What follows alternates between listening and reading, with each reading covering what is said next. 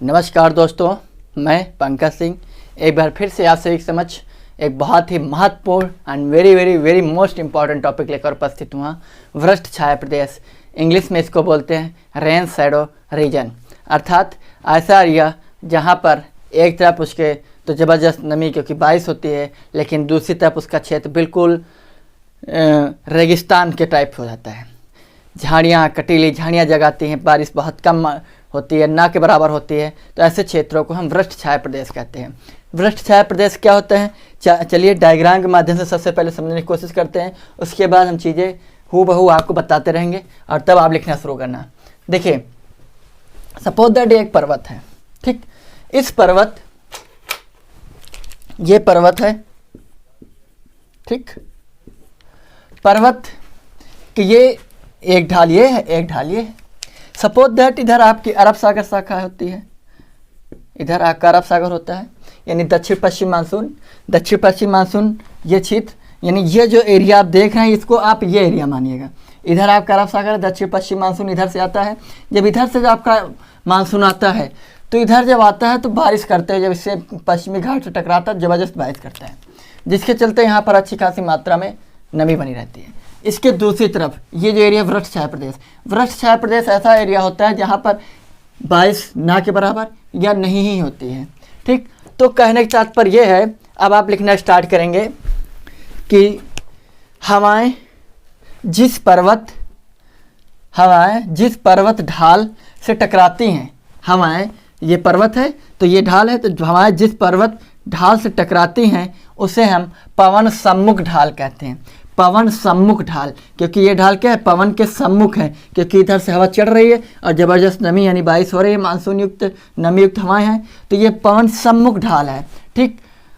दूसरी तरफ हवाएं जिस पर्वत ढाल के सहारे नीचे उतरती हैं, जब हवाएं जिस पर्वत ढाल के सहारे नीचे उतरती हैं हम उसे पवन विमुख ढाल कहते हैं। पवन विमुख ढाल कहते हैं। ये क्या है, पवन सम्मुख ढाल है क्योंकि इधर बारिश हो रही है, क्योंकि इसके सामने पड़ रही है सम्मुख, ठीक। ये विमुख यानी उसके मुख के दूसरी तरफ पड़ रही, तो ये क्या है, भ्रष्ट छाया प्रदेश इसी तरफ पड़ता है, ठीक।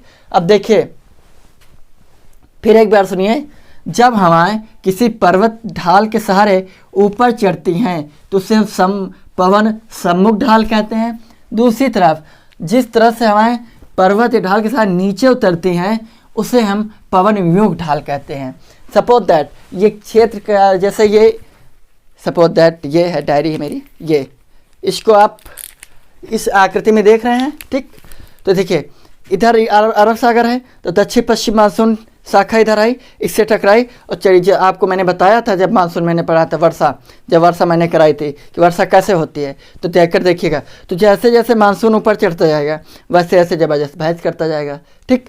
साथ ही जब मानसून हल्का हो जाएगा या उसकी आर्द्रता खत्म हो जाएगी या नाम मात्र की जब आर्द्रता रह जाएगी, तो जब इसी पर्वत के ढाल के सम्मुख, पर्वत ढाल के विमुख, यानी ये विमुख होगा, दूसरी तरफ ये सम्मुख है क्योंकि इधर आया सम्मुख सामने पड़ रहा है, हम हवाओं या इसका मुख क्या है, सामने पड़ रहा है मानसून के, तो सम्मुख है। ये क्या है, हवाओं के, इसका मुख क्या, हवाओं के विपरीत है तो विमुख पड़ जाता है।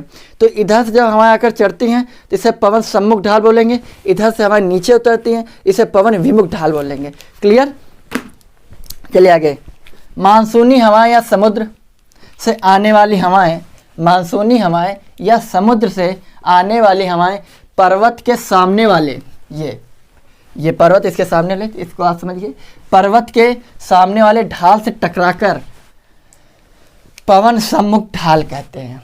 जिस ढाल से टकराती हैं उसे हम पवन सम्मुख ढाल कहते हैं। तो जब पवन सम्मुख ढाल से टकराती हैं तो खूब वर्षा करती हैं, लेकिन मानसूनी हवाएं पवन विमुख ढाल पर वर्षा बिल्कुल नहीं करती हैं या फिर नाम मात्र की बारिश कर देती हैं, ठीक। पवन विमुख ढाल को हम भ्रष्ट छाया प्रदेश कहते हैं। आ गया समझ में? पवन विमुख ढाल को हम भ्रष्ट छाया प्रदेश कहते हैं। अब आप एक एग्जाम्पल से समझिएगा, उदाहरण के थ्रू। उदाहरण क्या होता है, जैसे भारत में दक्षिण पश्चिम मानसून की अरब सागर शाखा पश्चिमी घाट पर्वत से जब टकराती है तब पर्वतीय ढाल इसका जो पश्चिमी ढाल का तटीय भाग है, ये तटीय भाग में 250 सेंटीमीटर से भी अधिक वर्षा कर देती हैं। 250 सेंटीमीटर से अधिक वर्षा करती है, तटीय भाग है पश्चिमी घाट का, ठीक। तटीय भाग पर 250 सेंटीमीटर अधिक वर्षा कर देती है।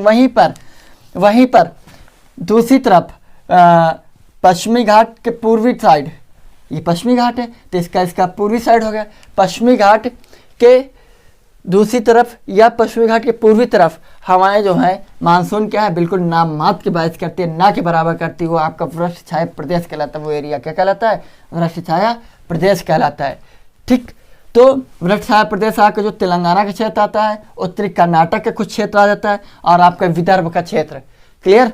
चलिए आगे, क्यों नहीं होती है इसका पहला रीजन आप समझिए। पहला रीजन ये है कि समुद्र से आने वाली हवाएं, जब समुद्र से आने वाली हवाएं यानी मानसूनी हवाएं अपनी अधिकांश नमी के साथ जब आती हैं, जबरदस्त नमी के साथ जब आती हैं, तो ये पवन सम्मुख ढाल से टकरा कर अच्छी खासी बारिश कर देती हैं। अर्थात इधर पवन सम्मुख ढाल है, इधर अच्छी खासी बारिश कर दी हैं, ठीक। लेकिन जिसके चलते जब ये हवाएं इधर अर्थात जब हमारे पर्वत को पार करके पवन विमुख ढाल की ओर अर्थात वृक्ष छाया प्रदेश की ओर जब नीचे की ओर उतरती हैं, तब इनकी नमी घट चुकी होती है, जिसकी वजह से ये बारिश नहीं कर पाती है। पहला रीजन तो ये। दूसरा रीजन समझिए आप, ठीक। दूसरा रीजन ये, जब पवन सम्मुख हवाएं ढाल पार करके पवन विमुख ढाल के सहारे नीचे उतरती हैं, तो मैंने आपको एक चीज़ बताया था, तो जब ये नीचे उतरती हैं तो नीचे उतरने वाली हवाएं क्या होती है, एडियाबेटिक ताप वृद्धि हो जाती है। जब एडियाबेटिक ताप वृद्धि हो जाती है तो बारिश क्या होती है, जब एडियाबेटिक ताप ह्रास होता है, यानी तापमान में जब कमी आती है, तब वो वाष्पीकरण क्रिया जब संघनन के रूप में जलबूंद में कन्वर्ट हो जाती है, वो संघनन कहलाती है। जलबूंद के रूप में जब ताप में ह्रास हुआ है, तब वो जलबूंद क्या है। लेकिन यहाँ पर क्या, जब इससे उतरती किसी पर्वत ढाल के सहारे तो एडियाबेटिक ताप वृद्धि हो जाती है, तो वृद्धि के चलते जो बूंद थे वाष्पीकरण के रूप में फिर से कन्वर्ट हो गई, या ये फिर से जल को अपने रूप में वाष्प के रूप में लेने शुरू कर देती है। तो इस एडियाबेटिक ताप वृद्धि के चलते यहाँ पर बारिश नहीं हो पाती है।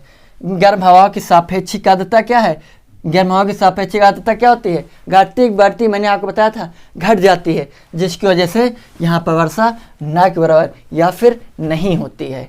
आ गया समझ में। अब देखिए बाद में ऐसे कौन से क्षेत्र हैं, कौन से रीजन है जहाँ पर आपके वर्षा या वृक्ष छाया प्रदेश के अंतर्गत आते हैं। वो 3 क्षेत्र हैं भारत में। पहला महाराष्ट्र का विदर्भ